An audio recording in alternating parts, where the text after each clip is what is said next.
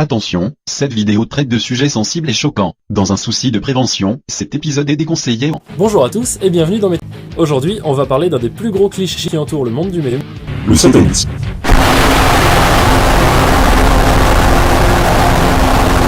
Et oui, vous en avez déjà tous probablement entendu parler, que le métal, c'est la musique du diable.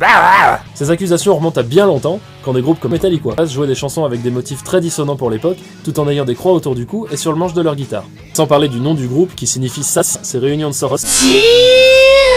Alors même si cette provocation, parce que bien sûr, aucun membre de Black Sabbath ne a servi pour la notoriété du groupe, ça a marqué le début de la croisade des catholiques et des conservateurs contre le métal.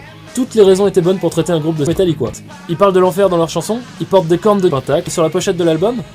Sur du grade, on fait des pompes, des tractions. À l'armée, j'avais mon... C'est satanique. Il y a un passage de la Bible au début du morceau, et après il parle du diable et de son chiche.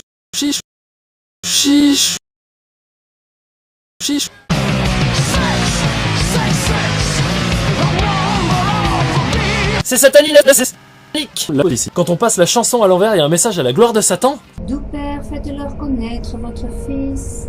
Doux Père, faites-leur connaître votre Fils. Doux Père, faites-leur connaître votre Fils.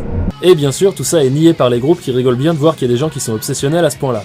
Après, il existe de rares cas où un groupe ou un membre d'un groupe est réellement sataniste, comme le chanteur du groupe Dayside.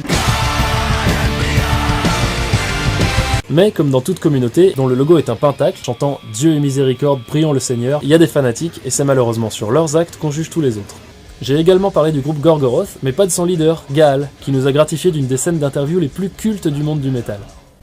What is the primary ideology or primary ideas that fuel Gorgoroth's music?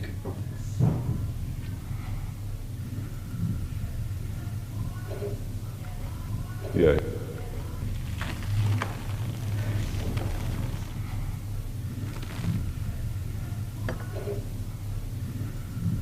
Là, c'est vrai que le doute n'est plus trop possible.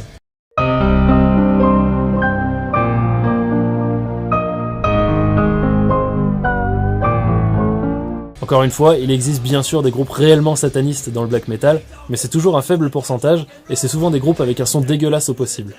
Je pense que vous vous doutez que ces groupes ont pas beaucoup d'auditeurs. Sauf que c'est aussi un Metallica. Comme le groupe Phantom, dont les chansons ont l'air d'avoir été enregistrées avec ça.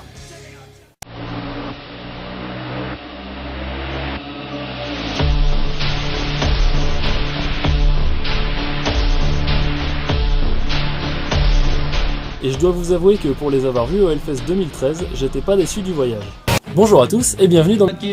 Alors que Tom Araya, le chanteur-bassiste du groupe, est lui-même catholique. Satan. Le black metal, royaume des peintres, des croix et des barbecues, style dont le pionnier fut le groupe anglais Venom, sûrement le premier à avoir utilisé le pentacle comme logo, et dont le deuxième album s'intitule justement Black Metal.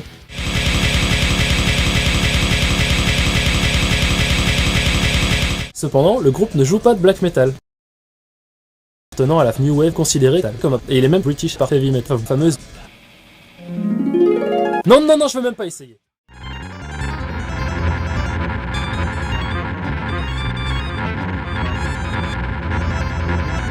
Je vais pas parler de politique dans Metallica, c'est pas le sujet. En plus, ils ont sûrement d'autres chats à fouetter. Oh pardon, Angulus, mais c'est une expression, personne va te fouetter. C'est la fin de cet épisode, merci.